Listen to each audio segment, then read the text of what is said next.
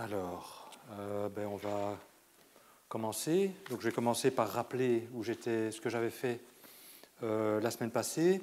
Donc, j'avais reformulé la gravitation dans le formalisme hamiltonien en termes des variables d'Iwasawa.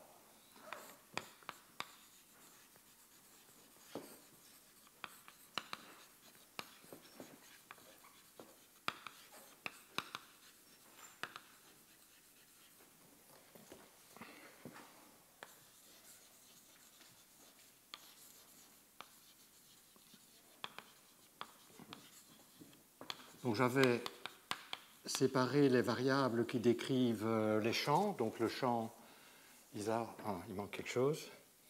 Iwasawa.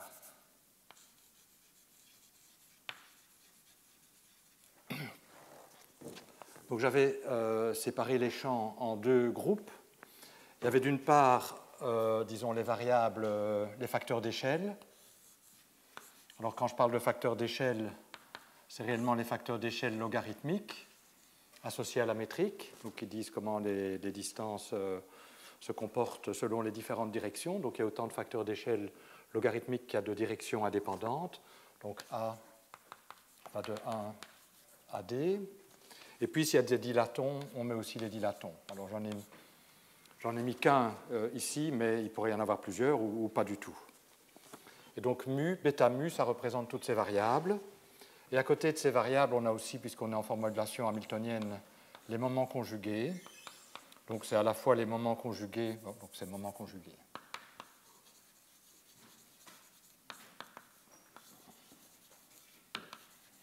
Alors, ces facteurs d'échelle logarithmiques, y compris le dilaton, je les appelle parfois les variables diagonales. On comprendra plus tard pourquoi. Donc, je me référerai parfois à ces variables comme étant les variables diagonales. Et alors, à côté de ça, on a les variables non diagonales, qui sont les composantes non diagonales de la métrique, qui étaient paramétrisées par cette matrice triangulaire supérieure avec des 1 sur la diagonale NAI, donc une matrice nilpotente, leur moment conjugué. Et puis, j'inclus dans toutes les variables non diagonales, donc quand je parlerai de variables non diagonales, c'est non seulement les variables les composantes non diagonales de la métrique et leur moment conjugué, mais aussi les composantes des p-formes. Et donc j'ai une collection de p-formes, ça dépend de la théorie, et leurs moments conjugués, qui sont en fait les champs électriques correspondants. Donc toutes ces variables-là, c'est les variables non diagonales, et ce sont toutes les variables qui décrivent la métrique, bêta A, NAI et les moments conjugués, le dilaton, et le moment conjugué est inclus là, et les p-formes. Alors, on a vu que le hamiltonien était donné par n tilde h, où n tilde, c'est ce que j'ai appelé le laps redimensionné.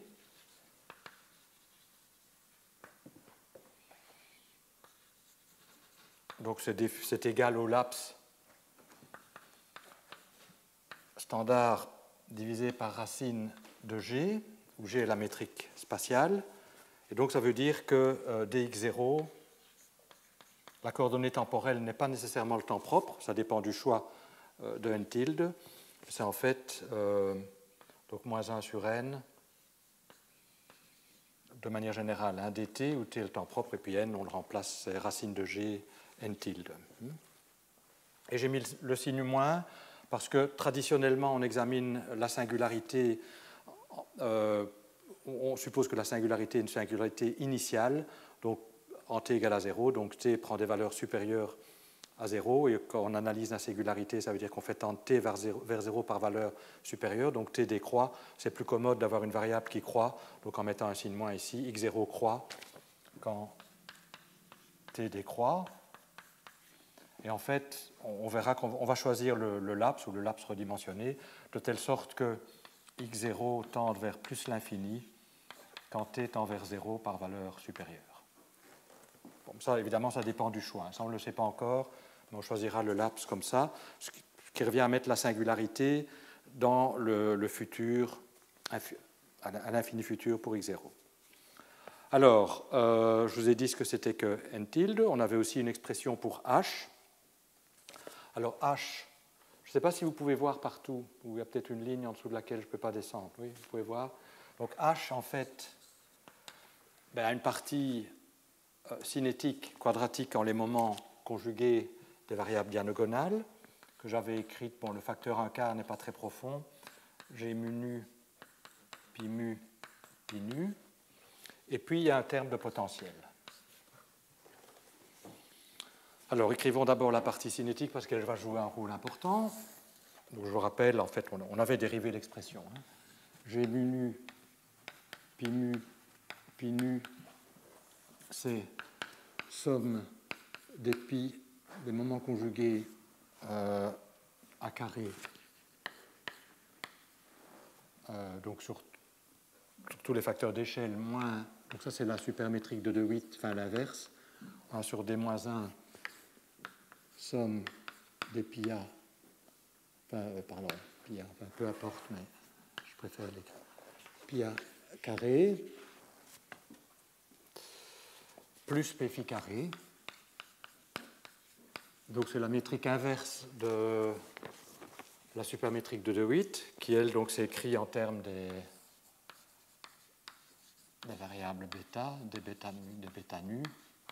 C'est égal à 1, somme des bêta A au carré, donc somme de 1 à D, moins somme des d bêta A carré,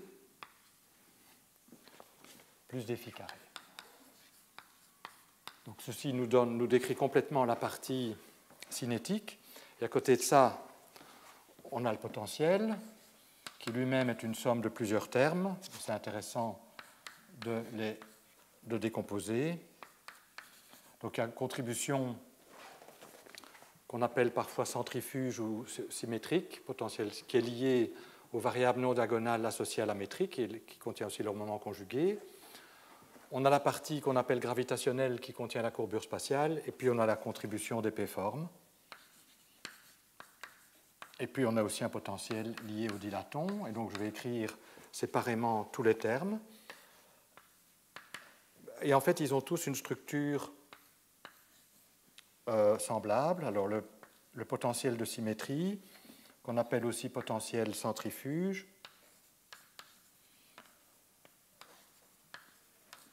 c'est une exponentielle d'une forme linéaire en les bêta, qui est la forme linéaire suivante, fois un coefficient dont l'expression explicite ne m'intéresse pas, qui est positif et qui en fait dépend des n et des p. J'avais écrit explicitement, mais peu importe son expression. Donc l'important est que c'est un coefficient positif. Alors on appelle ça centrifuge parce qu'en fait c'est ce qui vient, en fait ça contient les carrés de ces moments conjugués-là, en déterminants diagonaux. Et donc ça induit un potentiel pour les parties diagonales. Alors en fait tous les potentiels liés à la p-forme, liés au dilaton, ont cette même structure. Le potentiel gravitationnel est un peu plus compliqué, mais on verra qu'à la limite Becquerel, il a aussi cette même structure. C'est-à-dire, alors quelle est cette structure? C'est l'exponentielle d'une forme linéaire en les facteurs d'échelle logarithmique. Donc, il y a une partie électrique, une partie magnétique. Donc, dans tous les cas, on a quelque chose. Donc, je vais écrire la partie électrique d'abord. Eh bien, à nouveau, elle a la même forme. Donc, c'est une somme sur tous les indices. Puis, il y a un facteur. Bon, le facteur, on va voir qu'il n'est pas très important parce qu'on va l'absorber, en tout cas, à la limite Becquerel. Il est important pour lorsqu'on va chercher à comprendre mieux la symétrie. Mais pour le moment, ce facteur, on peut être absorbable, comme on le verra. Et donc l'idée, enfin, le point important, c'est qu'on a à nouveau une forme linéaire en les bêta, en les facteurs d'échelle, mais c'est une différente. Bon, ça, chaque p-forme apporte ces formes linéaires qui dépendent de la p-forme et du couplage au dilaton en général. Donc la forme linéaire ici en les bêta, je l'ai appelée E. Bon, et il dépend des indices qu'on a choisis. Donc c'est une forme linéaire en les bêta que je vais écrire tout de suite. Il faut un certain coefficient qui est à nouveau positif.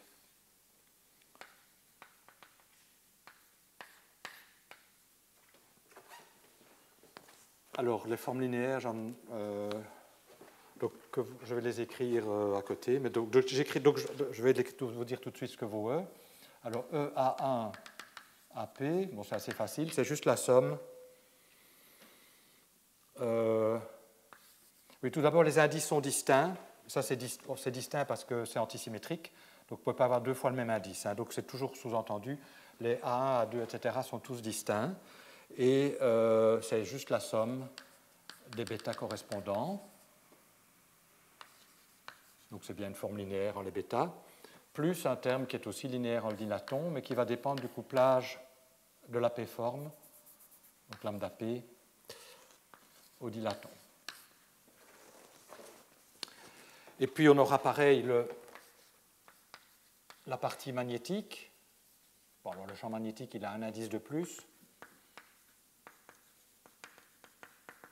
Donc à nouveau, ça va être une somme, cette fois-ci sur P plus 1 indice, d'une autre forme linéaire que j'ai appelée magnétique A1 AP plus 1, M bêta. Et ici, le coefficient, c'est le champ magnétique au carré. Donc je ne vais pas écrire les indices. À nouveau, c'est les mêmes indices. Hein. À nouveau, c'est un coefficient qui est strictement positif ou à la rigueur nul si tous les champs magnétiques sont nuls. Et l'intéressant, c'est de voir à quoi ressemble cette forme linéaire. Donc il y a P plus un indice. Et bien là, on somme. À nouveau, c'est complètement antisymétrique, donc tous les indices sont distincts. B ne peut pas appartenir à l'ensemble A1 à P plus 1, donc on somme sur le complémentaire tous les bêtas. Donc c'est une sorte de forme linéaire complémentaire, et le dilaton apparaît, mais avec le coefficient opposé. Donc je vous ai dit ce que c'est ceci, je vous ai dit ce que c'est ça. Alors Vφ, bon Vφ a une structure analogue, mais donc je vais l'écrire tout de suite. Somme sur A de E moins 2 mu A de bêta, pour un coefficient qui est aussi positif, en fait, c'est réellement le champ magnétique correspondant au dilaton, et mu A, ben, c'est une expression semblable à ça. Enfin, en fait, la partie magnétique, hein, somme sur C différent de A, donc, des bêta C. Donc, on les somme tous sauf un qu'on retient. Et alors, il y a un terme qui est plus compliqué, donc ça vous donne ceci, qui est le terme gravitationnel. Parce que, bon, vous voyez que Vp est strictement positif, Vφ est strictement positif, ou éventuellement nul à nouveau si ça contient les gradients du dilaton, si le dilaton est nul. Vs est aussi strictement positif, je vous avais écrit l'expression la semaine passée explicitement des FAB. Et le fait que Vp et Vφ soient strictement positifs, ça reflète simplement la positivité de l'énergie. T00 est positif. Le fait que Vs soit positif, c'est parce qu'on a vu que la supermétrique de De Witt, donc dans l'espace démétrique, elle a un signe moins, et ce signe moins, ben, il apparaît dans G mu nu, et puis tout le reste est positif. Et tout le reste, ça contient les autres pi mu, mais ça contient aussi la partie cinétique là. Donc c'est aussi positif, c'est lié à la signature de la supermétrique de De Witt. Par contre, le terme Vg, lui, est un peu plus compliqué. Alors Vg, donc sans faire aucune simplification, c'est moins g fois la courbure spatiale. Et en général, la courbure spatiale n'a aucune raison d'être positive ou nulle.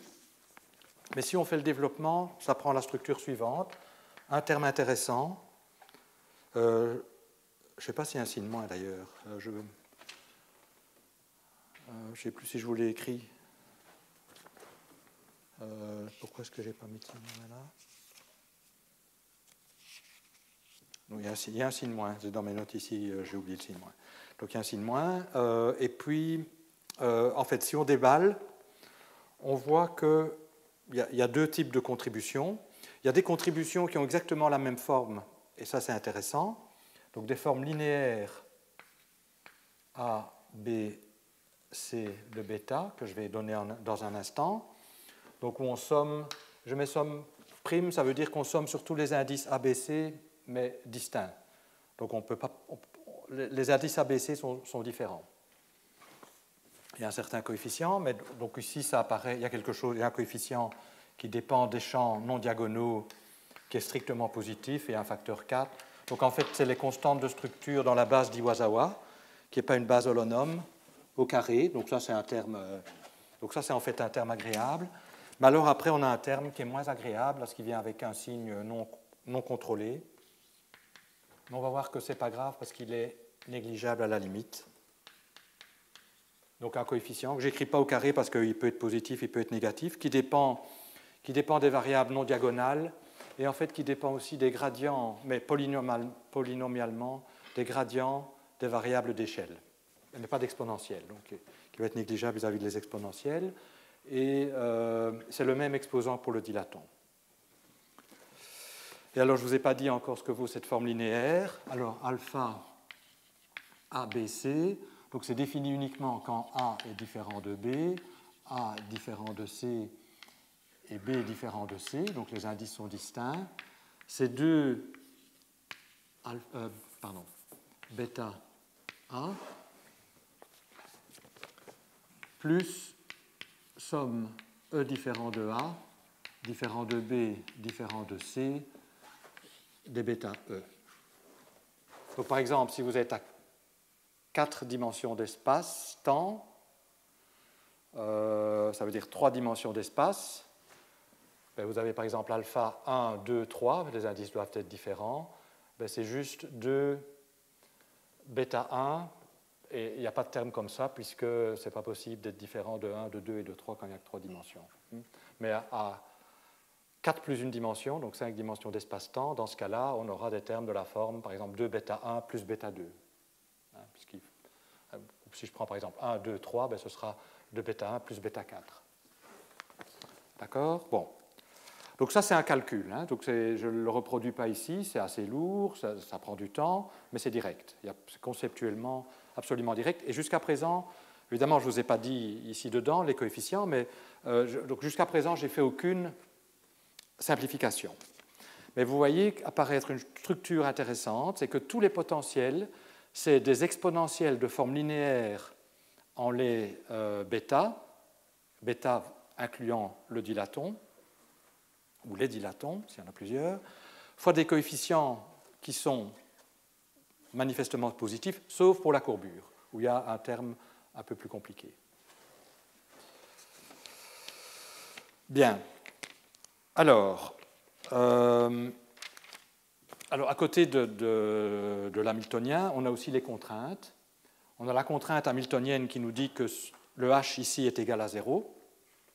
Et puis on a les contraintes qui viennent du fait que le shift, je l'ai fixé égal à 0, mais en principe, il y a des équations qui sont obtenues en variant par rapport au shift, qui sont ce qu'on appelle les contraintes de supermoment. Et puis on a aussi, j'ai annulé les composantes temporelles des potentiels vecteurs, mais elles impliquent la loi de Gauss, donc il faut aussi tenir compte de la loi de Gauss. Mais je ne vais pas les écrire explicitement parce que, à part celle ici qui va être importante, h égale à 0, les autres, on les voit comme c'est des contraintes sur les conditions initiales, essentiellement sur les variables non diagonales, et donc elles jouent un rôle, disons, moins important. Elles sont importantes quand on compte le nombre de fonctions indépendantes, mais c'est à peu près le seul endroit où on en a réellement besoin. Alors, dans ces variables, la solution de Kastner, et j'avais terminé par cela la fois passée.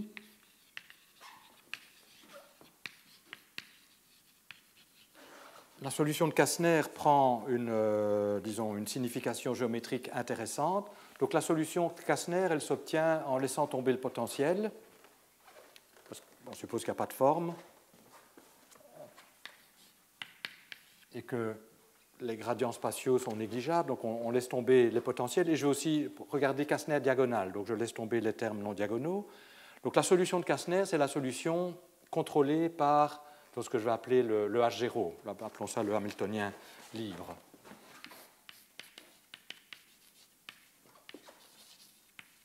Où H0, c'est donc juste la partie quadratique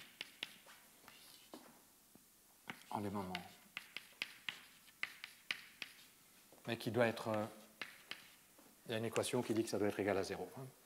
Donc ça, c'est la solution de Kastner, elle est contrôlée par ça, mais ça, c'est juste La métrique ici, elle est plate, je l'avais dit, enfin on le voit d'ailleurs ici, tous les coefficients sont constants. Donc la métrique est plate, et donc ça, c'est le hamiltonien pour une particule relativiste se déplaçant dans l'espace des facteurs d'échelle, qui est un espace comme l'espace de Minkowski. Il est signature moins plus plus plus. Donc il y a un cône de lumière à chaque point. Donc ça, je vais mettre celui qui passe par l'origine, disons. Dans la métrique G mu nu, et ce cône de lumière possède deux parties, deux nappes. Donc ça, c'est à l'intérieur du cône de lumière passant par l'origine. G mu nu est négatif, donc ça c'est à l'intérieur. Le cône de lumière, c'est juste ça égale à 0. Et il est négatif ici aussi.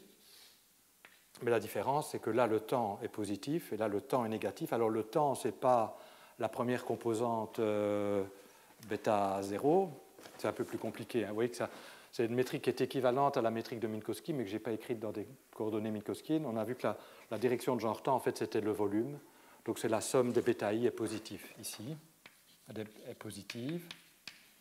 Et là, la somme des bêta i est négative.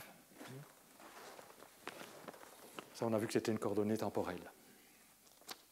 Et donc, la solution de Kastner est simplement une géodésique dans la métrique plate, c'est-à-dire une ligne droite, qui, à cause de la contrainte ici, doit être de genre lumière. Et donc, typiquement, on aura quelque chose comme ça. Donc ça, c'est une solution de Kastner, une autre ligne droite de lumière, une autre solution de Kastner. Et en fait, si j'écris les bêta mu, ils vont donc varier. Donc si je prends n tilde égale à 1, ça va être un paramètre affine pour les géodésiques.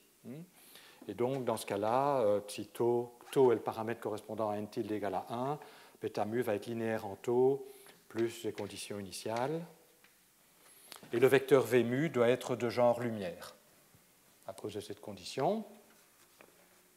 Et on peut voir que la condition que v mu soit de genre lumière, c'est équivalent à la condition de Kastner, parce qu'en fait, les v mu, à un facteur de proportionnalité près, c'est des exposants de Kastner. Et donc on peut voir que la condition que la somme des carrés des exposants de Kastner soit la même que la somme des exposants de Kastner au carré, c'est en fait juste cette condition-ci. Bien. Alors on a soit cette description dans l'espace des facteurs d'échelle, qui a l'avantage d'être un espace vectoriel, c'est une structure linéaire, on a une métrique qui est la métrique plate, mais c'est aussi intéressant, et je vais passer très souvent d'une description à l'autre, sans être d'ailleurs toujours très précis sur quelle description j'utilise, c'est aussi intéressant de projeter le mouvement sur l'hyperboloïde unité, même sur la nappe supérieure de l'hyperboloïde unité. Pourquoi? Parce que je suis intéressé vers la limite où x0 tend vers l'infini, où on va vers le futur. Pardon. Et donc, je vais projeter, et pourquoi je projette? Mais parce qu'à cause de la contrainte, tous les facteurs d'échelle ne sont pas indépendants. C'est comme la description d'une particule relativiste. Vous avez dans la description covariante x0, x1, x2, x3, mais vous savez qu'il y a des contraintes qui disent qu'en fait les vraies variables indépendantes, c'est par exemple x1, x2, x3. Mais ici c'est pareil, on a inclus le temps dans le système, et donc il est parfois bon de projeter les choses en éliminer une variable, et la projection la plus naturelle, et on va voir que c'est une bonne description, c'est sur la nappe supérieure de l'hyperboloïde unité. Donc je vais considérer l'hyperboloïde unité et je vais projeter radialement. Donc je vais écrire que bêta mu c'est rho gamma mu, ou gamma mu, donc j'abaisse et j'élève les indices à l'aide de la métrique plate grand G mu nu, c'est moins 1. Donc c'est des variables contraintes qui sont des coordonnées sur l'hyperboloïde, donc on peut résoudre ça et introduire des angles. En fait, il y aura un angle hyperbolique et puis des angles normaux. Et, donc, et puis, il y a ρ qui est la coordonnée radiale.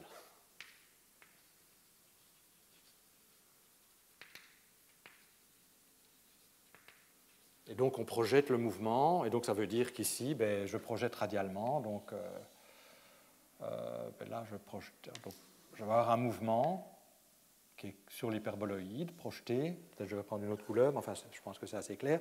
Et on sait que l'intersection Donc en fait, ce mouvement projeté va être obtenu en considérant le plan passant par la géodésique et l'origine. Et ce plan va couper l'hyperboloïde selon une géodésique de la métrique hyperbolique. Je vous ai rappelé ça, c'est la même chose qu'en géométrie sphérique.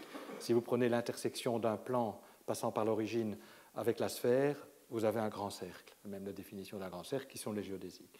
Donc ça, on a les mêmes propriétés en géométrie hyperbolique, enfin beaucoup de propriétés semblables, pardon, en géométrie hyperbolique qu'en géométrie sphérique, et je vais utiliser ça, comme vous le verrez, de nombreuses fois.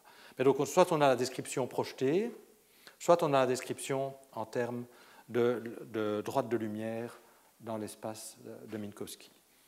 Alors, qu'est-ce que je veux encore dire? Oui, c'est que la limite, en fait, donc quand on va vers l'infini, qui est réellement la limite qui m'intéresse, ρ tend vers l'infini.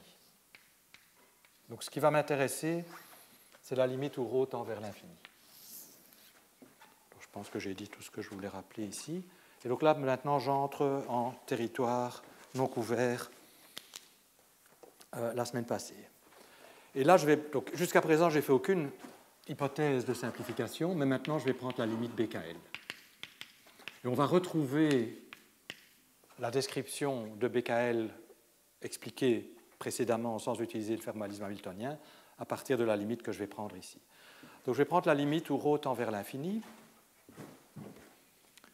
Et donc ce qui va nous intéresser, c'est est-ce qu'on peut approcher. Donc,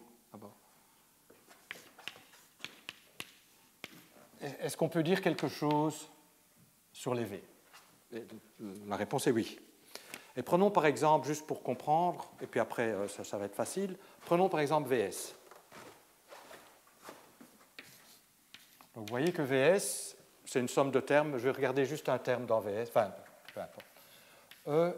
Alors je substitue, puisque je vais prendre ρ tendant vers l'infini, moins 2ρ, gamma B moins gamma A, ça c'est des coordonnées sur l'hyperboloïde, fois un coefficient FAB carré. Je prends un de ces termes. Et je prends ρ tend vers l'infini. Alors, vous voyez que c'est des exponentielles. Et donc, si le coefficient de ρ est positif, je vais avoir l'exponentielle de ρ fois quelque chose de positif, ça va exploser vers plus l'infini. Mais si le coefficient de ρ est négatif, quand je fais tendre ρ vers l'infini, ça tend vers 0. Donc à la limite, mon exponentielle va être de plus en plus comme un mur infini de potentiel.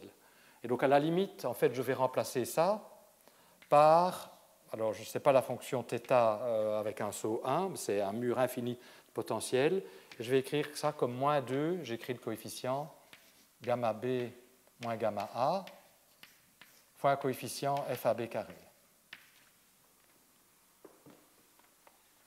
Et puis j'ai une somme de tels termes. Hein. Donc chaque exponentielle va me contribuer à un tel terme.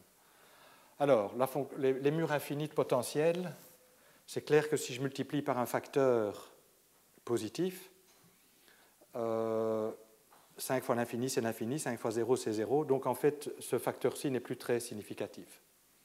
Donc une fois que je suis passé à la limite, je peux oublier les coefficients, pour autant qu'ils soient non nuls et positifs.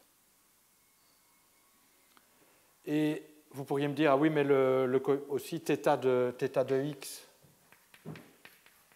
ou θ de 5x, c'est la même chose, mais pour des raisons qu'on va comprendre plus tard, je vais garder les coefficients. Les normalisations vont avoir un sens plus tard, donc je vais garder les normalisations des formes linéaires.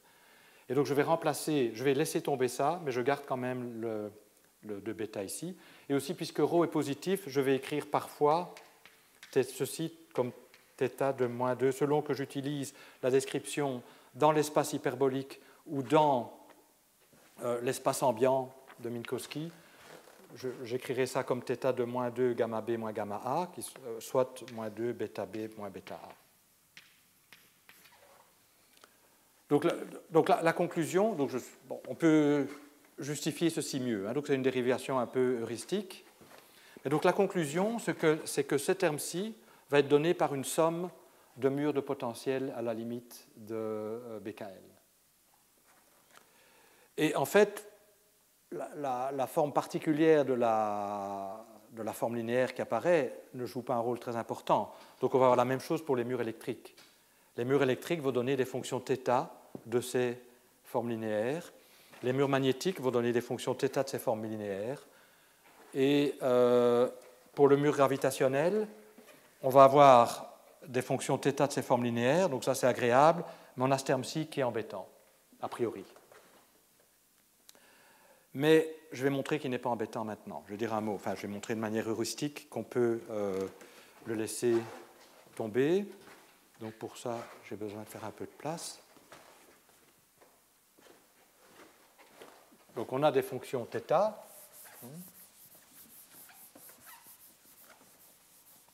Donc θ mur infini, hein, à la fonction de saut 1. Mais en fait, je prétends que, donc, puisqu'on a des fonctions θ, elles forcent la particule. Donc je vais parler du point représentant les facteurs d'échelle comme étant la particule. Donc quand je parle de particule, c'est l'objet dont les coordonnées sont β mu dans l'espace des facteurs d'échelle. Donc le fait qu'on ait des potentiels infinis force la particule à être du côté où les formes linéaires, bon, alors comme j'ai mis un signe moins, sont positives, de manière à ce que le coefficient de ρ soit négatif. Hein. Donc il faut que les formes linéaires soient positives. Mais je prétends que si toutes ces formes linéaires que j'ai écrites ici, l'électrique, la magnétique, celles qui apparaissent là et celles qui sont là, sont positives, alors automatiquement μ est positif. Et donc ce terme-là va tendre vers 0 à la limite, automatiquement. Et donc, bon, peut-être qu'il n'a pas le bon signe, mais comme il tend vers 0, on peut l'oublier. Donc on peut négliger, donc les termes en E exposant moins μa, moins 2 μa, quel que soit leur signe, on peut les négliger. Il y a plusieurs manières de voir ça. Si on a des murs, si on a des P-formes, c'est la manière la plus rapide.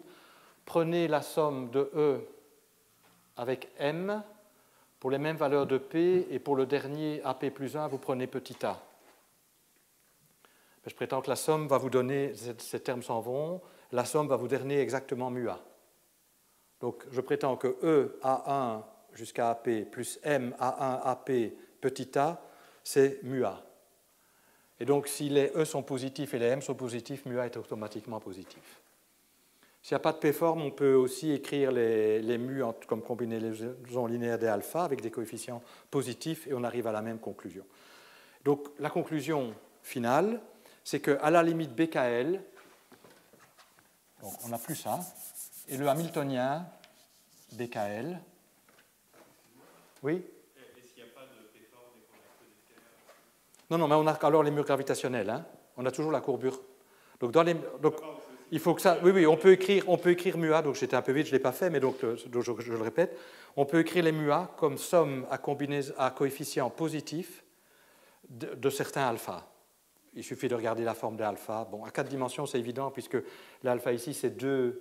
On a vu qu'à 3 plus 1 dimension, chacun des alpha, c'était soit 2 bêta 1, ou 2 bêta 2, ou 2 bêta 3, et donc c'est clair que la somme bêta 1 plus bêta 2 peut s'écrire comme 1 demi 2 bêta 1 plus 2 bêta 2, et donc c'est positif. Donc on a cette propriété-là aussi, même s'il n'y a pas de P-forme. Pour les P-formes, c'est plus simple, il suffit d'ajouter les mu, les coefficients sont en plus des entiers. Dans l'autre cas, c'est des coefficients qui ne sont pas entiers. Mais donc, à la limite, on arrive à la description suivante, que l'hamiltonien de BKL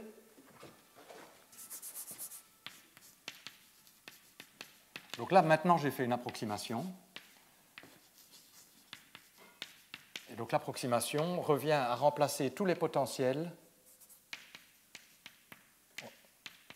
par ces murs infinis. Donc j'ai toujours le même terme cinétique. Je dois faire attention à la position des indices. Plus tous les murs, mais les murs se réduisent à, et donc je vais les écrire quand même. Donc on a ce qui vient du potentiel de symétrie ou centrifuge.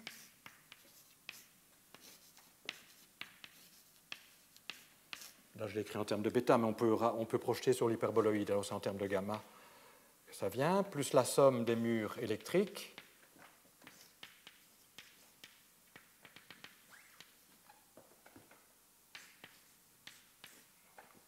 plus la somme des murs magnétiques,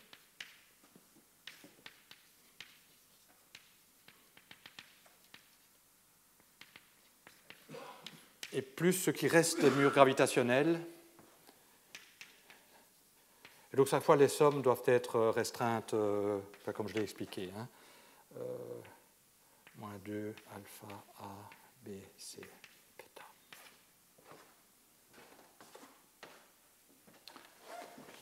Et donc, finalement, on a un Hamiltonien à la limite relativement simple. Et on voit aussi que, comme tout ce Hamiltonien à la limite BKL ne dépend plus des variables non diagonales, parce qu'on a pu les absorber chaque fois dans les murs. Elles apparaissaient avant, mais alors comme coefficients des murs, donc on les a absorbées, ce qui veut dire qu'à la limite BKL, toutes les variables non diagonales, si vous calculez les équations du mouvement, vous devez calculer le crochet avec le Hamiltonien, mais comme le Hamiltonien ne dépend pas des variables diagonales, ces variables tendent vers des constantes à la limite BKL, donc elles gèlent à la limite. Et la dynamique intéressante est en fait entièrement contenue dans les facteurs d'échelle. Oui ?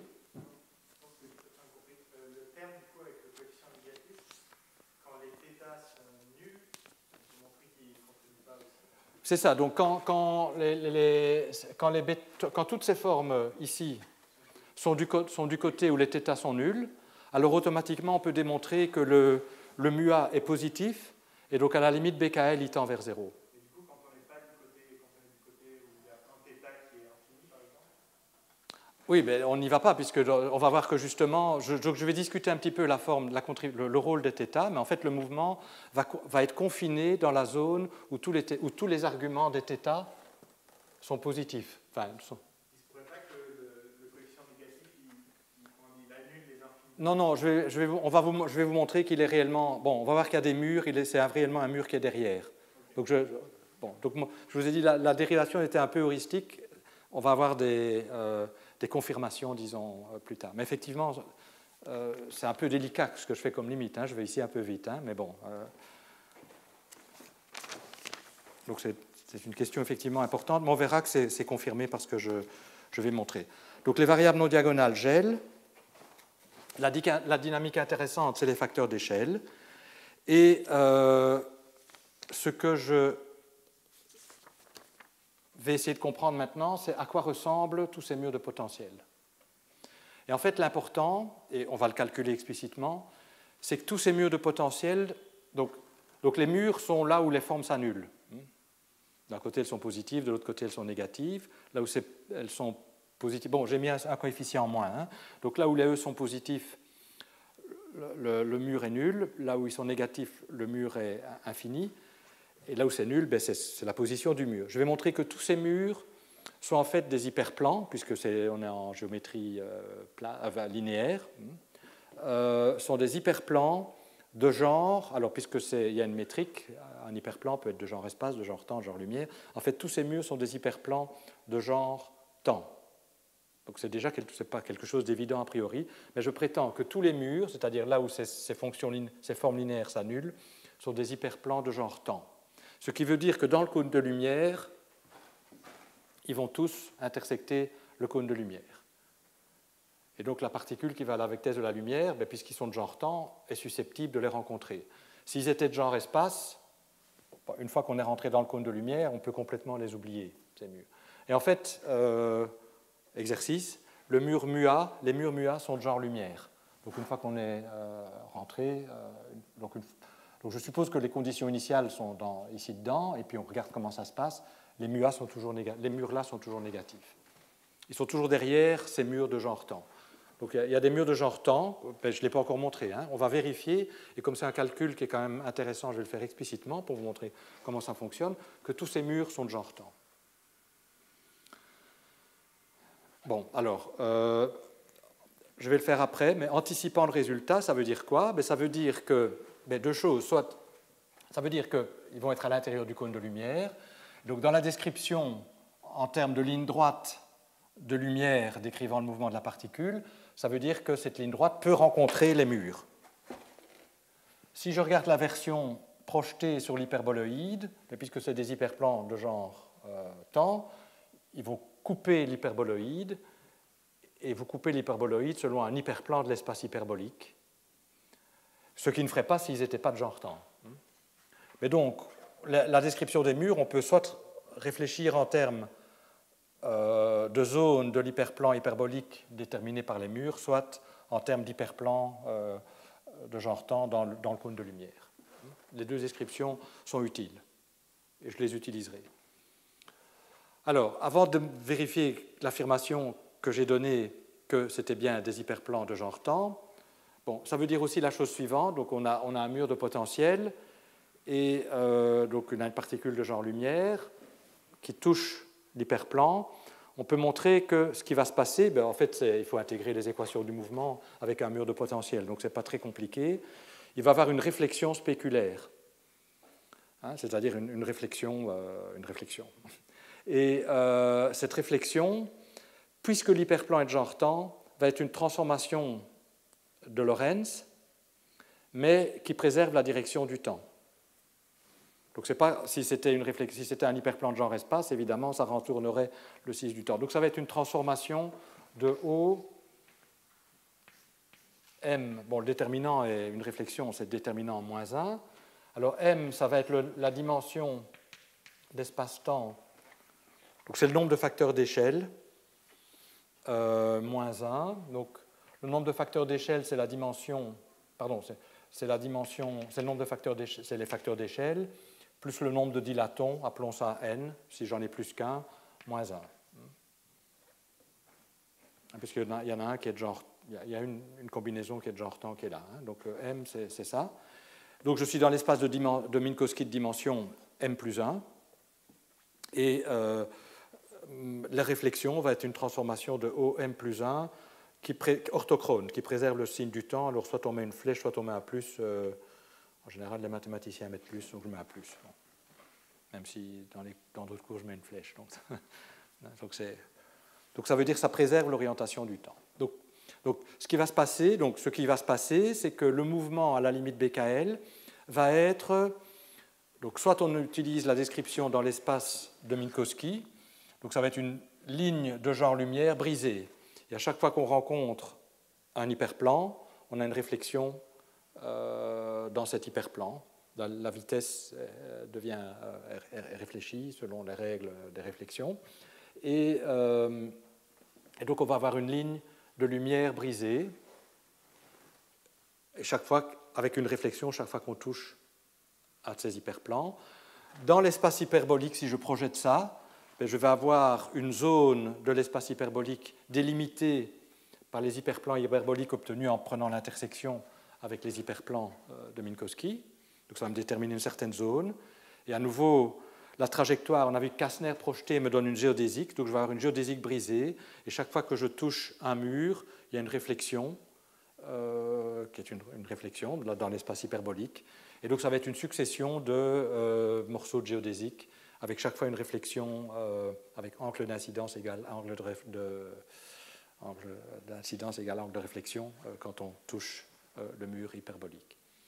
Et donc je dois encore vous vérifier que tous les murs sont bien des murs de genre temps. Hein. Ça, je ne l'ai pas encore fait. Et puis on va étudier d'un peu plus près la forme de ces billards. Donc en fait, c'est pour ça qu'on parle de billard dans l'espace hyperbolique, puisque le mouvement va être une succession de morceaux de géodésique entre deux murs. On a une géodésique dans le plan hyperbolique, et puis chaque fois qu'on touche un mur, on a une réflexion. Et alors, en fait, on peut montrer que la loi de Becquerel, qui vous donnait en fait, l'influence des termes dans la courbure sur Kastner, donc je vous ai vu que l'influence d'un terme, c'était de changer les exposants de Kastner, c'est exactement la loi de réflexion de OM1. Donc, la description de Becquerel en termes de succession de régimes de Kastner avec une loi de transformation des exposants, c'est exactement ce qu'on obtient ici. On a les géodésiques, c'est Kastner, donc on a des morceaux de géodésique qui sont chaque fois, c'est une géodésique brisée avec de nouveau, disons, une nouvelle vitesse chaque fois qu'on a une collision, et la loi de transformation de la vitesse, c'est juste la loi de transformation des exposants de Kastner. C'est la même chose, on peut le vérifier. Et donc ce qui va être important maintenant, c'est de comprendre la structure du billard et comprendre d'un peu plus près les conditions impliquées par le fait qu'on doit être chaque fois du côté, disons, positif des murs. Mais avant ça, donc, je voudrais vérifier, calculer explicitement les normes des murs qui apparaissent là.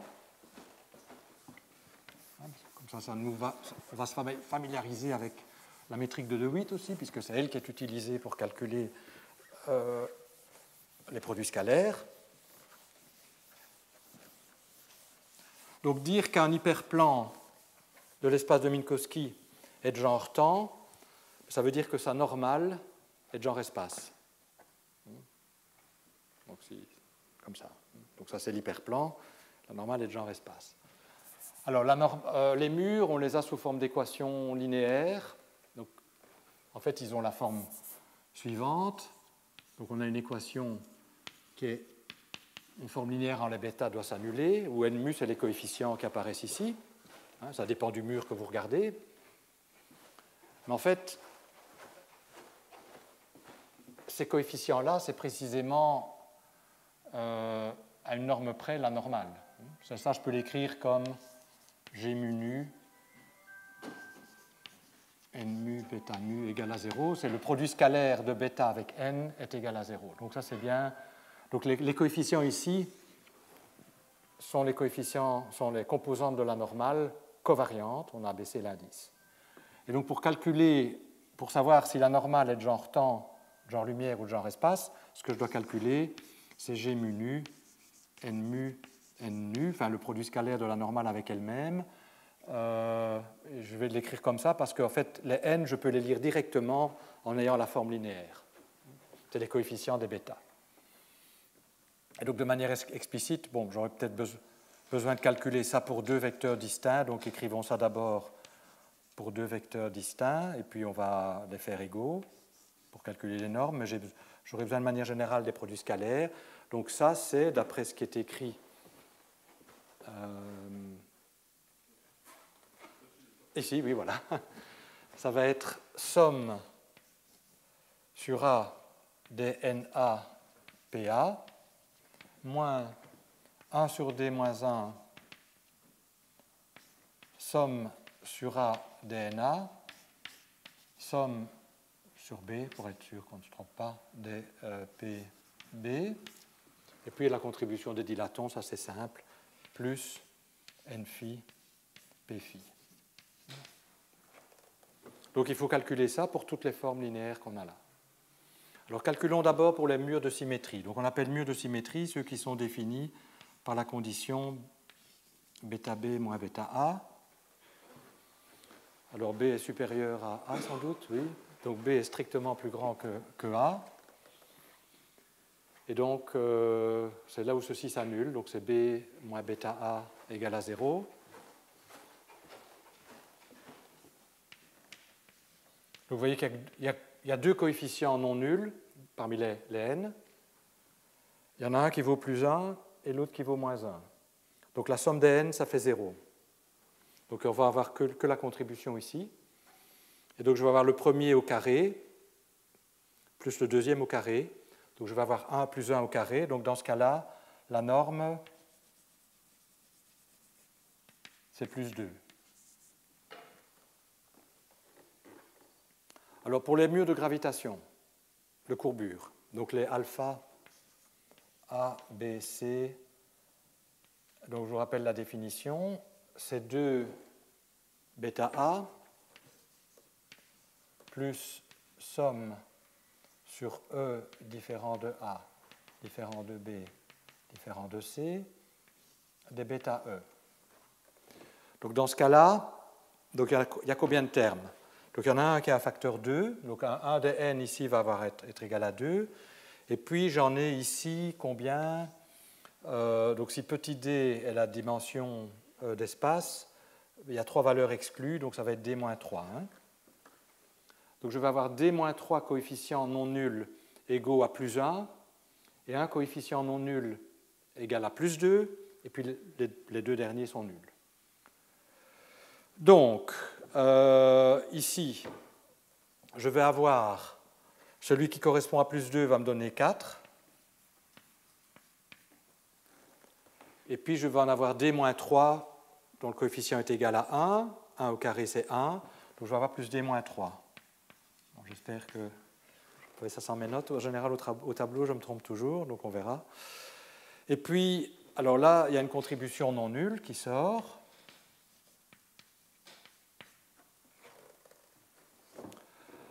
Donc c'est la somme, je dois faire la somme des coefficients au carré. Alors la somme des coefficients, j'ai D-3 qui vient de là. Plus 2, ça fait D-1 au carré.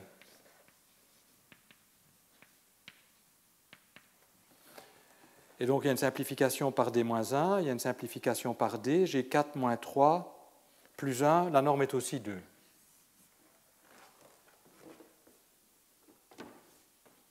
Donc on voit que tous les murs qui viennent de la gravitation, parce que ça venait de la gravitation, les composantes non diagonales, ça vient de la courbure, ont une norme égale à 2. Une norme carrée égale à 2, mais donc sont bien de genre... La normale est bien de genre espace, et donc l'hyperplan lui-même est bien de genre temps. Alors pour les autres murs, le calcul n'est pas très compliqué. Peut-être je fais juste le mur électrique. Et je vais le faire... Bon, j'ai plus besoin de ça.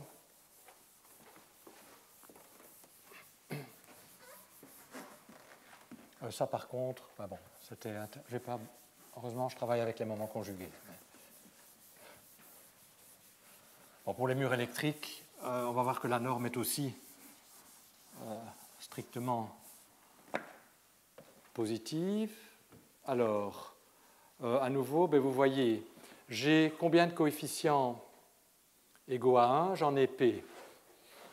Donc, ceci, donc je dois faire petit PA égale à NA, donc ça va me donner une contribution égale à P. Puis là, je vais avoir une contribution non nulle aussi, qui est la somme des P au carré. Somme des P, pardon, somme des, j'ai 1, 1, 1, donc j'ai P, au carré.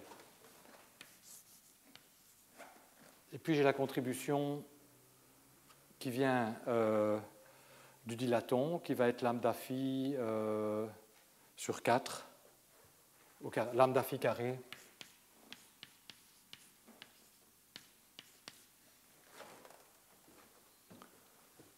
Alors, j'espère que je ne me suis pas trompé. Donc ça, c'est égal à P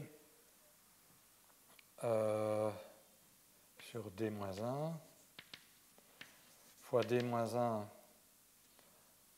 moins P plus lambda phi carré sur 4. Et vous voyez que ça, en fait, bon, P évidemment est contraint. Je vous ai dit, je considère que des P-formes dynamiques et d'où P était inférieur ou égal à D-1. Alors quand P est égal à D-1, en fait, c'est équivalent à un scalaire. Donc c'est pour ça qu'on retrouve ce terme nul. On avait vu que le mur du scalaire, je vous avais dit, il est de genre lumière, ce que vous pouvez vérifier. Mais en général, ça va être strictement positif. Donc si c'est scalaire, c'est 0. Donc on retrouve pour 0 et D-1 la même chose ici. Ça, c'est la dualité, en fait. Et puis, il y aura une contribution non nulle s'il y a un couplage au dilaton. Donc, les cas intéressants, c'est le cas où j'ai vraiment des vraies P-formes dynamiques et qui ne sont pas des scalaires. Donc, c'est ceci. Et dans ce cas-là, c'est strictement positif. Et il y a une contribution non nulle qui vient de là. Alors, juste par curiosité, pour voir si je ne me suis pas trompé dans la formule, si je regarde une 3 forme, AD égale 10 dimensions, donc 11 dimensions d'espace-temps. Normalement, je dois trouver la norme carré égale à 2, comme pour les murs gravitationnels. Alors, voyons, donc une 3 forme P égale à 3. D, c'est 10, j'ai dit, donc ça fait 9. Sur 10 moins 1, 9 moins 3, il n'y a pas de dilaton. Et donc, j'ai 3 fois 6 sur 9, c'est-à-dire 2. Donc les murs d'une 3 formes sans dilaton ont juste la valeur 2, comme pour les murs gravitationnels, à 11 dimensions d'espace-temps. Dans les autres dimensions, ce sera des normes carrées positives, mais qui ne seront pas commensurables avec 2. Bien, mais donc l'affirmation que je vous ai donnée, que tous les murs étaient de genre correspondait à des hyperplans de genre temps est vérifié. Oui? Ici, ce n'est pas important. Non, non, ce sera important plus tard, mais c'est vrai, ici, d'ailleurs, pourquoi j'ai gardé les facteurs moins 2 et pas, j'aurais pu mettre ça égal à 1 aussi, hein, c'est vrai. Donc à ce niveau-ci, ce n'est pas important, mais on va voir que ça prend un sens plus tard. Maintenant, et même pour toute la leçon d'aujourd'hui, ce n'est pas important. Mais comme ce sera important plus tard, je le fais, je prépare le terrain.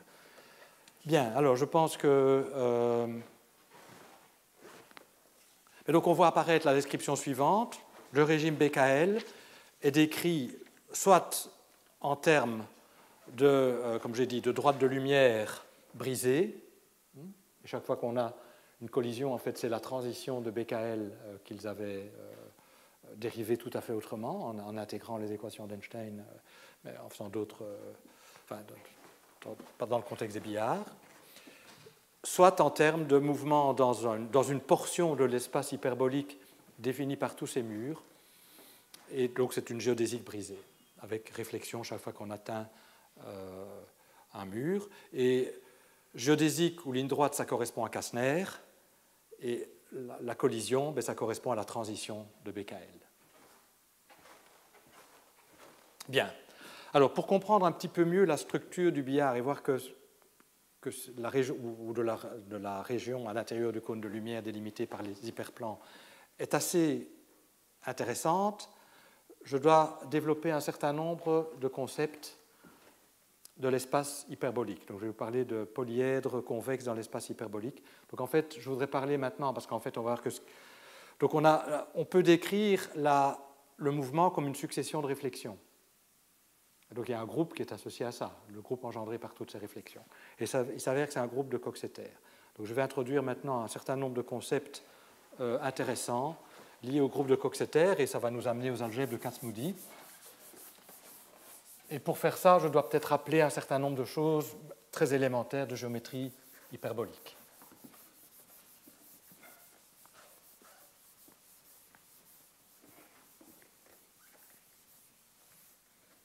Donc ça, c'est... je vais parler maintenant des groupes de Coxeter. Et pour parler des groupes de Coxeter, je vais d'abord parler des polyèdres convexes. Voyons, c'est ça que je veux dire.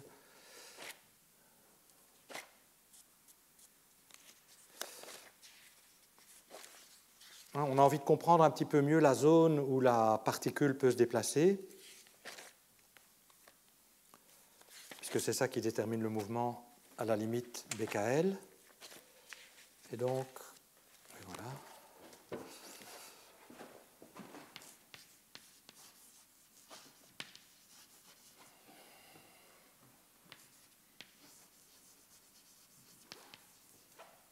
Dans l'espace hyperbolique. Alors l'espace hyperbolique, je vais le noter H. Alors normalement, j'aime bien le noter comme ça, mais c'est un peu lourd à écrire au tableau. Donc à un moment donné, il n'y aura plus de barres. HM. Donc M est la dimension de l'espace hyperbolique, comme on a vu. Donc c'est D, dimension d'espace, c'est le nombre de facteurs d'échelle liés à la métrique, plus N, le nombre de dilatons, moins 1. Et l'espace hyperbolique HM, je vais le voir soit comme ici, comme nappe supérieure de l'hyperboléide unité. Je vais utiliser cette représentation-là. Soit je vais utiliser, parce que ce n'est pas très commode à dessiner, je vais utiliser la représentation conforme qui généralise à plus de 2 dimensions. La représentation, vous connaissez sans doute, de disque de points carrés. Donc le disque de points carrés, c'est pour H2, et la manière de l'obtenir, c'est on projette l'hyperboloïde à partir du point moins 1. Donc moins 1 en termes de coordonnées temporelles. Hein, moins 1, 0, 0. Donc on prend ici le point, et vous projetez l'hyperboloïde sur le plan x0 égale à 0. x0 étant une vraie coordonnée temporelle, hein, donc ce n'est pas bêta 0, donc c'est somme des bêta. vous faites somme des bêta égale à 0, et là c'est somme des bêta est égale à moins 1 et toutes les autres composantes égales à 0. Donc, et vous projetez, et il est clair que vous allez obtenir à 2 dimensions un disque. On peut montrer que c'est une représentation conforme, c'est le disque de Poincaré, la représentation de l'espace hyperbolique sous forme de disque. Donc je vais utiliser, et donc dans ce cas-là, l'infini c'est le bord du disque, hein, donc les distances ne sont évidemment pas préservées, mais les angles sont préservés, ce qui est utile, ce qui va être important pour nous, parce que les angles, c'est la chose qui va m'intéresser. Donc quand on fait cette projection, vous voyez que les droites de lumière, ça détermine la limite, hein, ici. Donc ceci, ça va être le cône de lumière qui passe par ce point-là. Son intersection avec le plan x0 égale à 0 me donne le disque de Poincaré, et à plus grand nombre de dimensions, ce sera, disons, la boule de Poincaré. Et l'infini, c'est le bord. Et l'important de cette représentation, je ne vérifie pas, mais vous pouvez faire le calcul, c'est qu'elle est conforme, c'est-à-dire qu'elle préserve les angles. Donc les angles sont les angles. Et dans la représentation du disque de Poincaré, les droites sont en fait soit des droites passant, des arcs, enfin des morceaux de droite passant, des segments passant par l'origine. Si ça ne passe pas par l'origine, c'est des arcs de cercle orthogonaux au bord. Donc, voilà 2 exemples de droite. Donc ça, c'est un principe orthogonal. Donc ça, c'est des droites dans l'espace, dans la représentation de Poincaré du plan hyperbolique. Et je vais utiliser les deux langages. Le langage adapté à cette représentation hyperboloïde avec des hyperplans ou la représentation de Poincaré qui est plus facile à visualiser parce que tout est ramené à distance finie.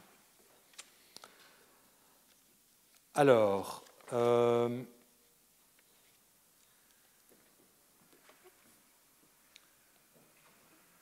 que sont les hyperplans de l'espace hyperbolique? Les hyperplans de l'espace hyperbolique, c'est intersection d'hyperplans de genre temps de l'espace de Minkowski avec l'hyperboloïde unité. Et je voudrais maintenant définir l'angle diédral entre 2 hyperplans hyperboliques. Alors, c'est un peu plus subtil en géométrie sphérique parce que 2 hyperplans hyperboliques quelconques, de l'espace hyperbolique quelconque, ne se coupent pas nécessairement. Hein? Donc, imaginons, c'est facile à voir, hein, dans l'espace à 3 dimensions, donc pour le plan hyperbolique, si j'ai ces hyperplans de genre temps qui se coupent le long de l'axe x, disons, il est clair que leur intersection n'est pas de genre temps, mais de genre espace, et donc elle ne rencontre pas l'hyperboloïde unité, et donc ça va définir des plans qui ne se coupent pas, comme ici. Ça, par exemple, si je suis à 2 dimensions, c'est aussi des hyperplans. Hein, Par contre, l'autre cas, ce serait comme ça, ces 2 hyperplans de genre temps, qui ont ensemble l'axe des temps, et donc clairement ils se coupent le long d'une droite de genre temps, donc là une intersection non nulle, donc ça pourrait être quelque chose comme ça. Donc, dans ce cas-là, les hyperplans se coupent. Et puis il y a le cas limite où ils se coupent le long d'une droite de lumière, donc qui va donc intersecter l'hyperboloïde à l'infini, et donc on aura une situation pareille. Par exemple. Donc vous avez 3 cas possibles, soit ça se coupe à l'infini, on dit alors que les hyperplans sont parallèles, soit ça se coupe au-delà de l'infini, si je puis dire, on dit qu'ils sont divergents. Alors, je veux définir l'angle diédral entre 2 hyperplans, mais je vais d'abord le faire lorsqu'ils se coupent. Et puis je vous dirai comment on le définit après, qui a en un sens une convention. Mais avant peut-être de... Oui, mais pour parler d'angle diédral, je dois réellement considérer... Je dois donner une orientation. Je dois vous dire quelle est la partie positive, quelle est la partie négative. Donc je vais considérer... et ça, je peux le faire de 2 manières différentes. Chaque hyperplan divise l'espace en 2 parties. Et je vais orienter les choses de manière de pouvoir parler de parties positives et de parties négatives. La manière dont j'oriente...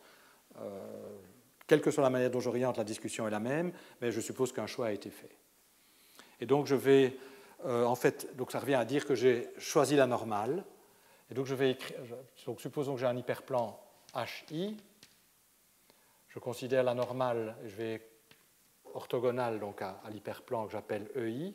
Et je vais supposer que, donc j'ai choisi, j'ai utilisé les mêmes notations. Bon, je vais appeler les points de l'espace de Minkowski, je les appelle X maintenant. Donc je suppose que j'ai choisi une orientation, et donc je vais parler de demi-espace positif, c'est celui qui obéit à ça, où EI est la normale à HI, et je note ça HI+, et le demi-espace négatif. Bon, pourquoi je dois être prudent? En fait, c'est déjà vrai dans l'espace dans le plan euclidien. Si je vous donne deux droites, et que je vous demande quel est l'angle entre ces deux droites, vous devez savoir si c'est celui-là qu'il faut regarder ou c'est celui-là qu'il faut regarder. Évidemment, il diffère la somme fait 180 degrés, mais il faut savoir lequel des deux. Alors, ce qu'on fait, c'est que on regarde en fait, donc je vais dire ça c'est la partie positive de cet hyperplan. Mettons que la partie positive de cet hyperplan c'est ça. Et donc on va prendre l'angle de la partie commune aux deux parties positives. C'est comme ça que je vais calculer. L'angle diédral va être l'angle de la partie où les deux inégalités, donc je vais considérer l'intersection H1 plus inter H2 plus, si j'en ai deux, et je vais considérer l'angle ici. Alors si vous regardez les normales, vous voyez que les normales font un angle qui est le supplémentaire, ou complémentaire, je ne sais jamais. Donc là, supplémentaire, la somme fait 180 degrés. Oui, donc vous voyez que les normales, donc si ça c'est la zone positive, je prends la normale comme ça.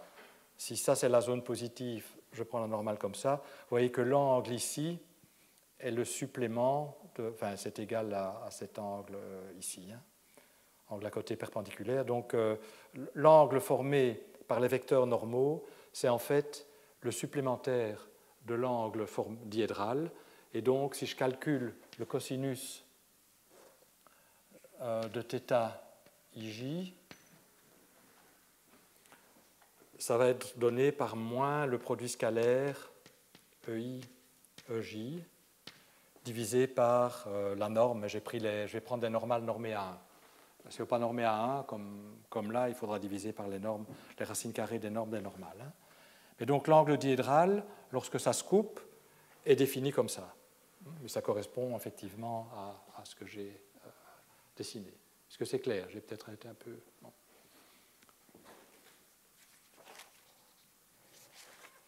Et donc, lorsque les hyperplans se coupent, ils se coupent selon une droite de genre... lorsqu'ils se coupent dans l'espace hyperbolique, ça veut dire qu'ils se coupent selon un sous-espace de genre temps. Ça veut dire que les deux normales engendrent un espace à deux dimensions de genre espace. Et donc, donc c'est pour ça que j'ai pu utiliser ces formules.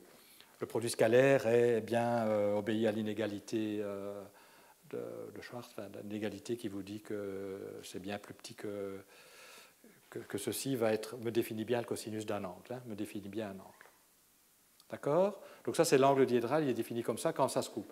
Alors quand ça ne se coupe pas, donc il y a deux cas, soit ils sont parallèles et on est dans une situation comme ça, soit ils sont divergents. Alors, quand ils sont parallèles, ça veut dire qu'ils se coupent en fait dans l'espace évidemment dans l'espace de Minkowski ambiant, ils se coupent toujours, mais ils se coupent selon un sous-espace de genre lumière et donc qui est tangent asymptotiquement. Donc ils se coupent à l'infini, si je puis dire. Donc on dit qu'ils sont parallèles. Et dans ce cas-là, en fait, ils vont donc si vous regardez le plan à deux dimensions engendré par les deux vecteurs normaux, E1 et E2, ils diffèrent par... La géométrie dans ce plan est la géométrie d'un plan nul.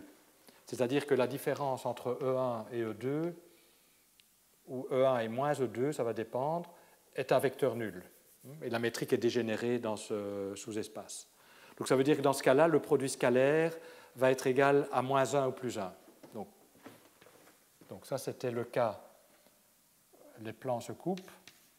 les hyperplans se coupent.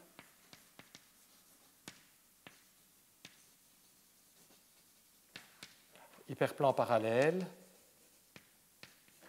Donc ceci, le produit scalaire est dans ce cas-là égal à 1 en valeur absolue.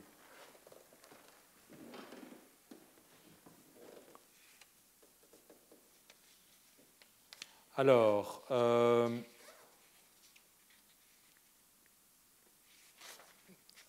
va voir que ce qui nous intéresse, c'est réellement le cas où c'est égal à moins 1, donc ça pourrait être égal à plus 1 ou à moins 1. Je vais juste dessiner pour que, à nouveau, les choses par un dessin se comprennent tout de suite. Bon, ça je connais, donc j'en ai pas besoin.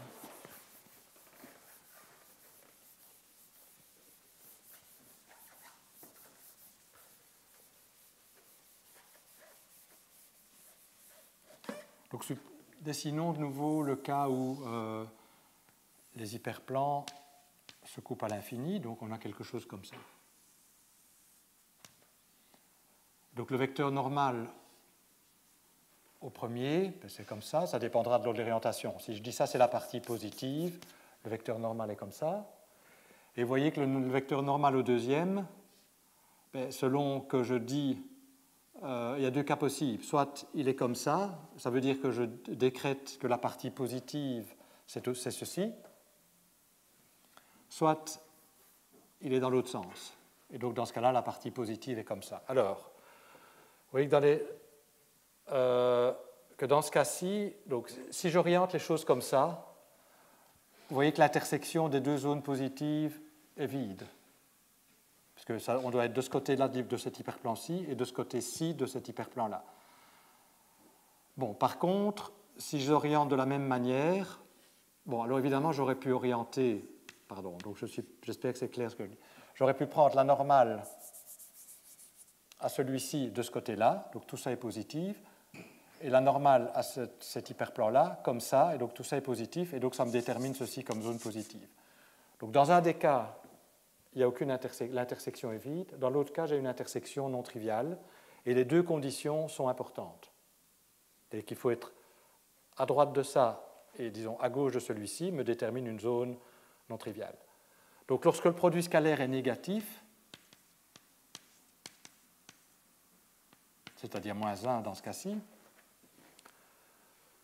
soit l'intersection des deux sous-espaces positifs est vide, et donc ce n'est pas très intéressant, ça veut dire qu'il n'y a rien, soit elle est non triviale, c'est-à-dire que chacun des hyperplans est important pour déterminer la zone. Si maintenant E1, E2 est égal à 1, donc en termes de, quand je projette ici à deux dimensions, ça veut dire que les deux vecteurs ont la même direction, mais dans ce cas-là, il y a une condition qui implique l'autre, c'est-à-dire que la partie positive déterminée par un des hyperplans contient entièrement la partie positive que contient l'autre. Et donc, il y a une redondance dans les conditions. Et comme donc le cas E1 égale à E2 existe, égal à 1, le produit scalaire égal à 1 existe, mais du point de vue billard et des limitations des régions, n'est pas très intéressante parce que ça veut dire qu'une des deux conditions de positivité est une conséquence de l'autre. Et donc on ne va pas tellement s'intéresser dans ce cas-là à garder tous les murs. S'il y a des murs dont la présence n'apporte rien, on les laisse tomber. Parce que la seule chose qui va nous intéresser, c'est les murs relevants, que je vais expliquer ça dans un instant. Mais donc retenons que dans le cas où c'est parallèle, le produit scalaire vaut en valeur absolue 1, la métrique est dégénérée dans le sous-espace à deux dimensions engendré par E1 et E2, mais le cas réellement intéressant, c'est le cas où E1, E2 est égal à moins 1.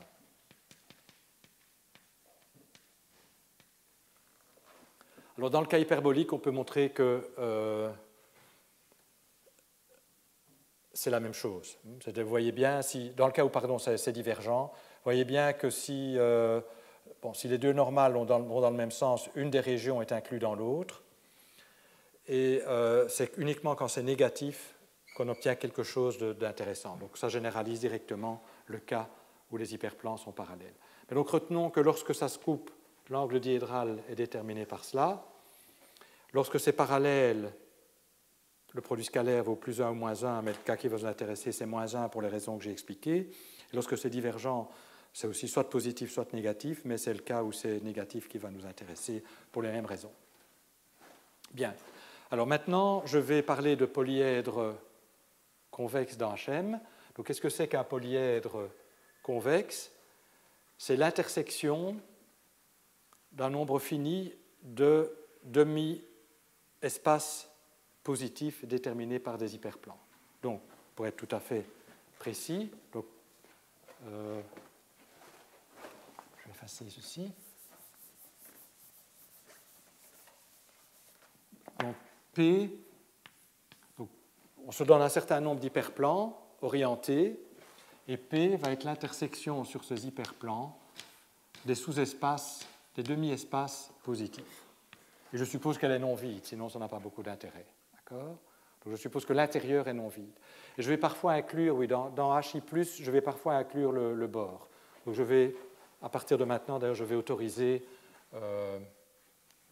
supérieur ou égal. Donc j'inclus la face. Et donc les faces, les faces du polyèdre, ça va être les bords.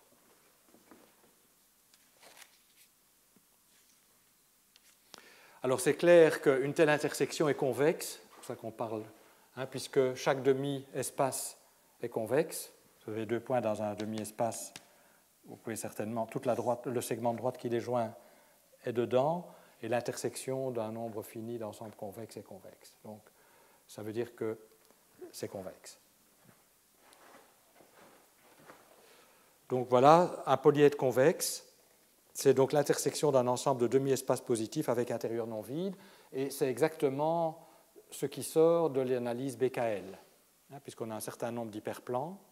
Il faut être du côté positif, où positif est défini par les signes que j'ai donnés de ces hyperplans. Donc il faut être dans un tel P.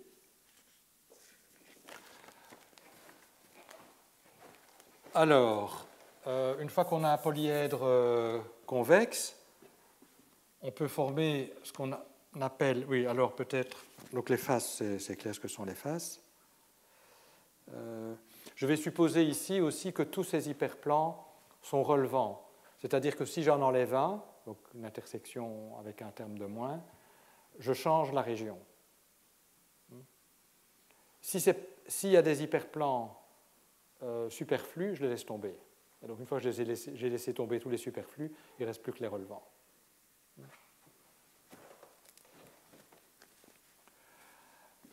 Alors, on associe à un tel polyèdre ce qu'on appelle une matrice, qui est la matrice de Gram.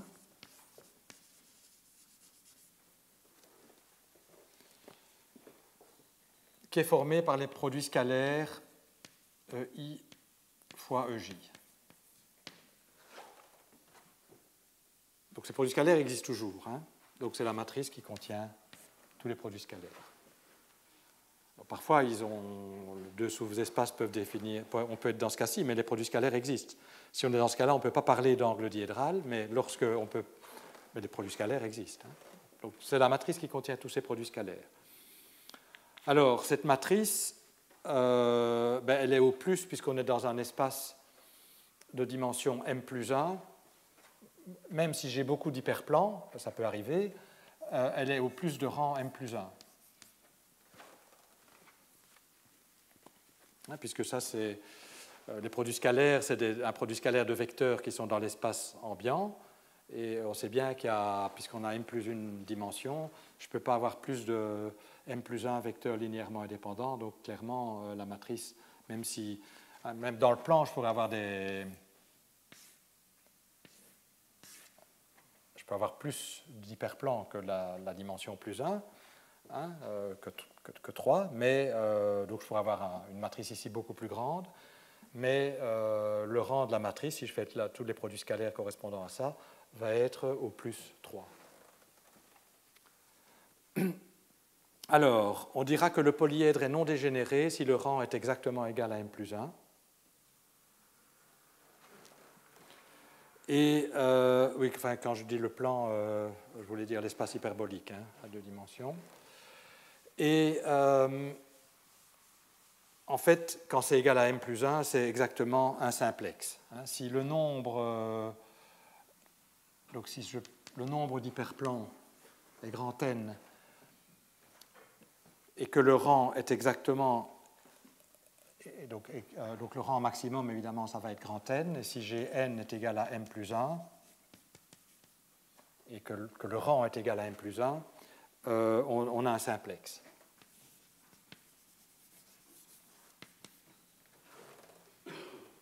Sinon, on a un polyèdre qui a plus de faces que n'en a un simplex. Alors, donc peut-être, oui, n c'était le rang. Donc peut-être je dis donc a priori j'en ai un grand nombre, hein, mettons grand Z. Et donc n c'est le rang de la matrice de Gram. Et bien, en général, le rang est en général inférieur à m plus 1, mais s'il est égal à m plus 1, c'est non dégénéré. Et si c'est égal à z, égal au rang, c'est un simplex. Alors, on va considérer ce qu'on appelle des polyèdres à angle aigu.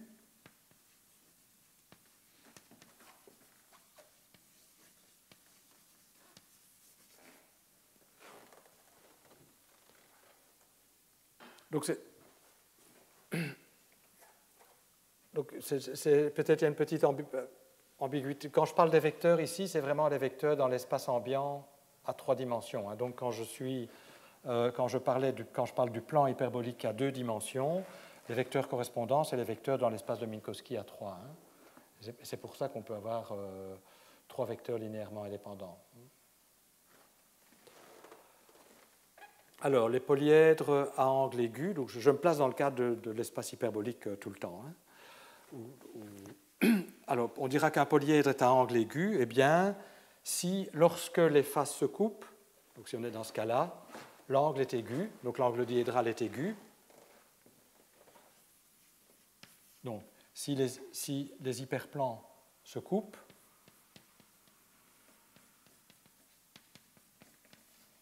dans l'espace hyperbolique, donc on peut parler, comme je vous l'ai dit, de l'angle diédral, et on demande qu'il soit aigu.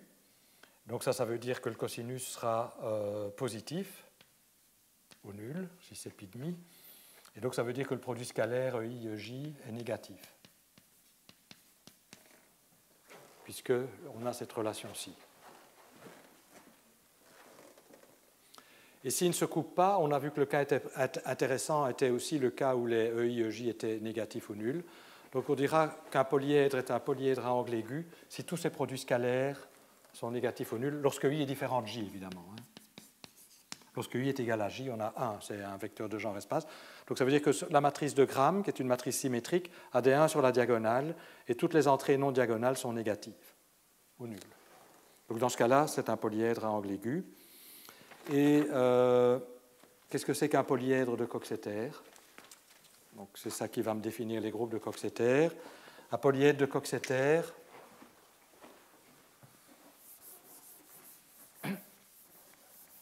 c'est un polyèdre à angle aigu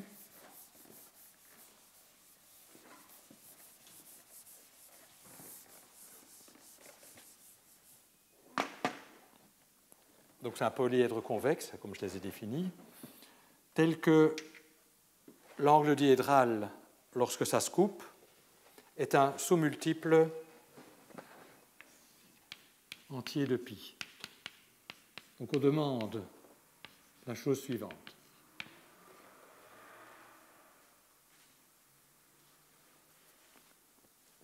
Où MIJ est un entier, en fait supérieur ou égal à 2.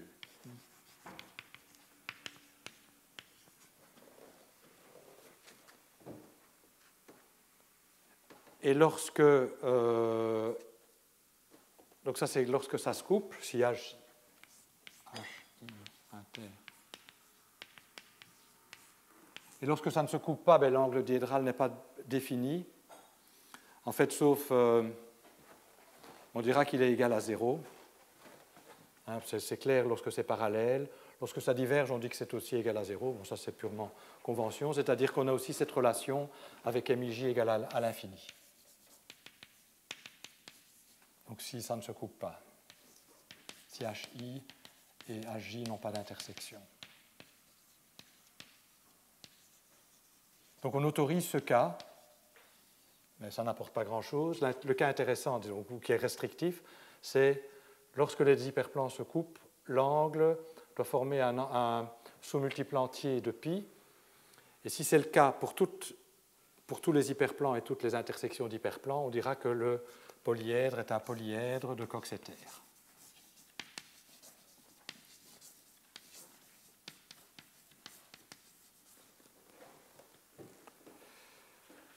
Et c'est clairement un polyèdre à angle aigu, puisque les angles sont inférieurs ou égaux à pi demi.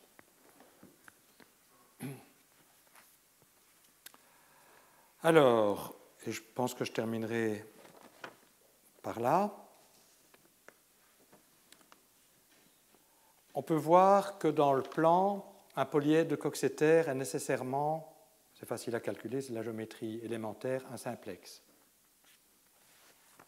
Dans le plan hyperbolique, c'est pas. Donc dans le plan ou sur la sphère, dans ce cas-là, on parlera de groupe de Coxeter sphérique ou affine. Nécessairement, un polyèdre de Coxeter est un simplex. Ça n'est pas vrai en géométrie hyperbolique. Je vais vous donner un exemple. Donc, dans le plan hyperbolique, donc un simplex, ce serait un triangle. Et si je prends un carré ou ceci, donc ils se rencontrent tous à l'infini, donc c'est avec des angles nuls, enfin c'est mal dessiné. Donc l'angle est formé par les deux. Ça, ce n'est pas un simplex. Tous les angles sont égaux à 0 degré. Donc, on est dans ce cas-ci.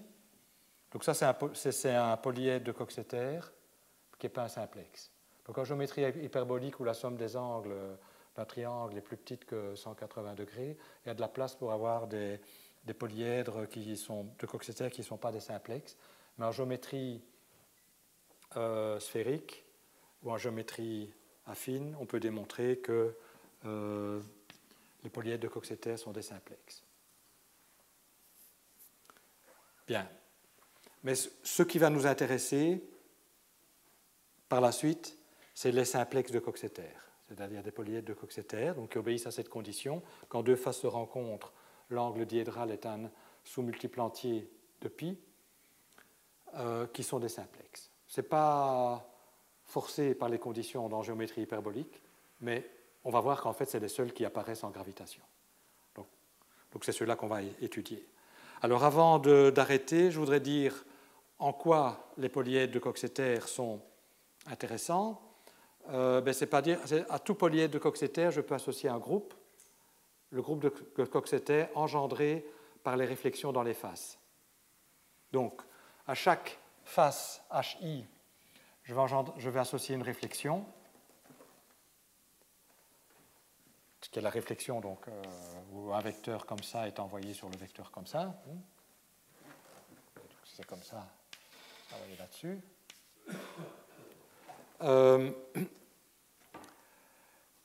Et puisque ce sont de réflexions, les SI obéissent à la relation que si vous le faites deux fois, vous retombez sur vous avez l'identité. Mais là, le fait que l'angle est un sous-multiple entier de pi implique que si vous faites le produit SI et J, ça c'est une rotation, le produit de deux réflexions est une rotation, d'angle, ça va être une rotation d'angle 2π sur MIJ, c'est l'angle double de l'angle diédral formé par les hyperplans, donc ça va être 2π sur MIJ, ce qui veut dire que si vous l'élevez à la puissance MIJ, vous allez obtenir 1. Et un groupe de Coxeter, c'est le groupe engendré par un certain nombre d'éléments du groupe, enfin par des éléments générateurs, les SI, soumis à ces relations, et soumis à ces relations uniquement. Et on peut voir que les groupes de réflexion dans un polyèdre de Coxeter sont des groupes de Coxeter, c'est-à-dire que ces relations sont clairement satisfaites, je viens de le montrer, mais il n'y en a pas d'autres. Donc ça c'est un peu plus dur à montrer, mais on peut le montrer. Et donc les exemples de groupes, ce que je vais montrer la fois prochaine, c'est le groupe qui apparaissent en gravitation, donc les groupes de réflexion dans les murs du billard associés à la limite BKL, sont des groupes de Coxeter, c'est-à-dire qu'on va avoir cette relation-ci. A priori, c'est le Lagrangien implique des angles qui va dépendre des paramètres apparaissant lambda phi, de la dimension, etc. Mais ce fait que tout conspire pour obtenir des entiers ici, MJ. C'est une première indication qu'il y a des choses intéressantes qui se passent. Mais je vais m'arrêter ici parce que je pense que je ne veux pas précipiter des eux des leurs. Mais donc, pourquoi peut-être pour indiquer un peu la direction générale, pourquoi je parle des groupes de Coxeter? C'est parce que les groupes de Coxeter sont précisément les groupes de réflexion qui apparaissent en gravitation. Et c'est des groupes hyperboliques parce qu'on a vu que l'espace naturel, l'espace des facteurs d'échelle est un espace de Minkowski, et donc, puisqu'il y en a un de trop, donc il faut projeter sur l'espace hyperbolique. Et donc, on va avoir des réflexions dans l'espace hyperbolique. Donc, c'est un groupe de réflexion dans l'espace hyperbolique, qui est un groupe de Coxeter. Et donc, on va apparaître des groupes de Coxeter hyperboliques. Donc, je vais développer plus avant la théorie la fois prochaine, et en particulier montrer comment c'est relié au groupe de Weyl d'algèbre de Kasmoudi hyperbolique. Parce que non seulement c'est des groupes de Coxeter, mais on va voir qu'ils ont des propriétés supplémentaires. Donc on peut parler de groupes de Coxeter cristallographiques, par exemple, qui préservent un réseau. Ce n'est pas garanti ici, parce que le MJ pourrait être égal à 5, 17, enfin bon, n'importe quoi. Pour que ça préserve un réseau, les MJ doivent être des entiers bien particuliers. Vous avez dû voir en cristallographie 2, 3, 4, 6, et c'est les seuls qui apparaissent en gravitation. Et donc, tout ça, je vais développer la semaine prochaine. Et donc, la motivation, c'est que je développe ce bagage mathématique relativement élémentaire, hein, parce que c'est précisément la structure qui apparaîtra la semaine prochaine. Et on essaiera de voir ce à quoi ça conduit la semaine d'après. Et puis finalement, il ne me reste plus que 2 leçons. Voilà, si vous avez des questions, je suis à votre disposition. Pour ceux qui n'étaient pas là au début du cours, je vous rappelle, j'ai ici une liste de références pour chacun des sujets traités au cours. Vous êtes libre de vous servir. C'est là pour vous. Ça va? On va arrêter ici.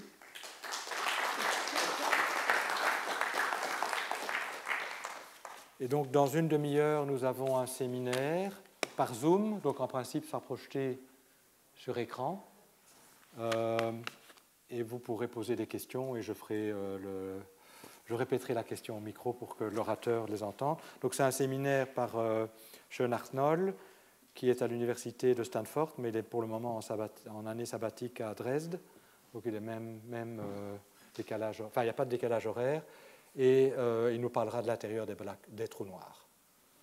Et l'exposé est en anglais.